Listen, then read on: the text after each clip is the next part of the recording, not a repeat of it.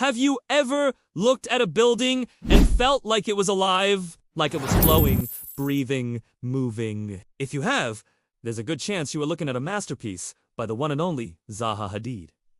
She wasn't just an architect. She was a force of nature who completely shattered our ideas of what a building could be. Forget straight lines and rigid boxers. Zaha Hadid thought in curves, in waves, in forms that seemed to defy gravity itself. Today, we're going beyond the curve to explore how this visionary genius revolutionized modern architecture forever. Born in Baghdad, Iraq, in 1950, Zaha was a brilliant mind from the very beginning. She studied mathematics before moving to London to attend the prestigious Architectural Association School of Architecture.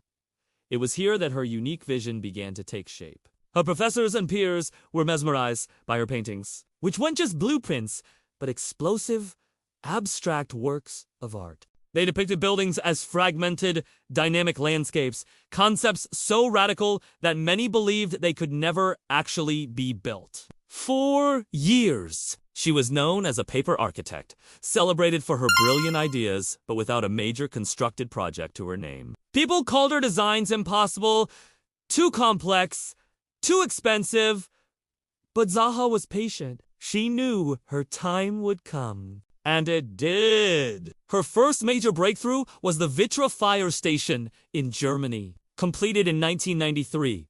It was like a frozen explosion of concrete and glass. Sharp angles, tilted walls. It looked like it was captured in a moment of intense motion. It was a statement. It announced to the world that Zaha Hadid was not just a dreamer. She was a builder of dreams. This project was the spark that lit the fire. Suddenly, the impossible started to seem possible. With advancements in computer-aided design and engineering, technology was finally catching up to her imagination. This is where the real revolution began. Zaha embraced technology like no other. She used parametric design, a process where algorithms and data helped generate complex forms. This allowed her to create the fluid, organic shapes that became her signature. Think of the Hadid Revolutionized Centre in Baku, Azerbaijan. It rises from the ground in a single, continuous, sweeping motion. There are no sharp corners, no visible columns. It feels less like a building and more like a landform, a wave of white stone that is both powerful and incredibly graceful. It is a perfect example of how she blurred the lines between the natural landscape and the built environment. Or consider the London Aquatics Centre, built for the 2012 Olympics. Its roof mimics the fluid motion of a wave, cresting over the pools below. It's not just beautiful, it's functional. The form is perfectly engineered to house thousands of spectators while maintaining a sense of lightness and elegance. Her buildings weren't just sculptures. They were highly sophisticated, functional spaces that completely reimagined the user's experience. Walking through a Hadid building is a journey. The way light filters through unusual openings, the way walls curve and guide you through the space seats, an immersive sensory experience. She designed buildings from the inside out and the outside in, ensuring every element was part of a single, cohesive vision. This approach extended to everything she designed. From the Maxi Museum in Rome, a crossroads of intersecting concrete pathways, to the Guangzhou Opera House in China, with its twin boulder design inspired by pebbles in a riverbed. Each project was a unique response to its environment and purpose. Yet they all shared that unmistakable Hadid DNA: fluidity, complexity, and a fearless sense of optimism about the future. She believed architecture should not be static. It should reflect the dynamism of modern life.